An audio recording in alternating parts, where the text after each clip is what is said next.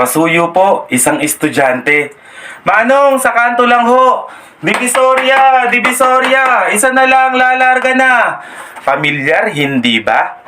Halos araw-araw yan ang maririnig natin sa kalsada. Tayo mga pangkaraniwan at maralitang individual. Jeep ni Manong, yan ang pangmasang sasakyan ng mga Pinoy. Jeep ni Manong na sa abot kayang halaga, makakarating ka na sa nais mong puntahan. Ngunit, paano kung dumating ang isang umaga na hindi na natin maririnig ang linyahang iyan? Paano kung dumating ang isang araw na ang mga jeep ni Manong ay hindi na kailanman magiging hari ng kalsada? No to jeepney, face out! Sigaw ng isang tsuper sa harap ng palasyo. No to jeepney, face out! Sigaw ng isang maralitang gaya ko na umaasa sa abot kayang pamasahe sa pang-araw-araw. Mainit na usapin, mainit na diskusyon. Ano nga ba ang tama? Sino nga ba ang mali? Maganda ang pagbabago, nakakaengganyo sa pandinig. Pagbabago ay sinyales ng pag-unlad. Ngunit, paano kung ang pag-unlad na ito ay hindi naman ang mahihirap ang makikinabang? Masisiyahan ka pa kaya? Matagal nang isinusulong ang modernisasyon sa mga pampublikong sasakyan. Katwiran nila'y ay tayo na lamang ang napag-iiwanan. Tama naman iyon.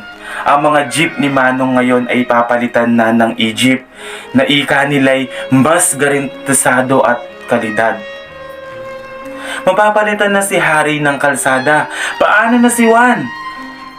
Maganda sana ang naisin nila kung hindi nila papatayin ang kasaysayan at marka ng jeep ni Manong. Nakaukit na sa kasaysayan natin ang Pinoy ang jeep. Kung sana'y kinuhan rin nila ang konsepto nito at pinalabong para sa modernisasyong inahangad nila. Paano naman makakayanan ni Manong na bayaran ng isang bagong e-jeep na ang halaga ay isang katumbas ng isang dekadang niyang pagkayod? Makakaahon pa kaya siya?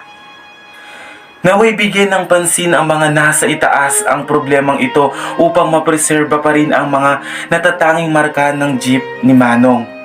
Naway sa bawat busina ng mga sasakyan sa kalsada ay maalala nila kung gaano kalaki ang ambag na naidulot nito sa ating lipunan. Gaano kalaki ang tulong sa mga maralitang gaya natin na isang jeep ni Manong na sa bawat para po sa kanto lang ho ay maaalala natin ligtas tayong nahatid sa pupuntahan.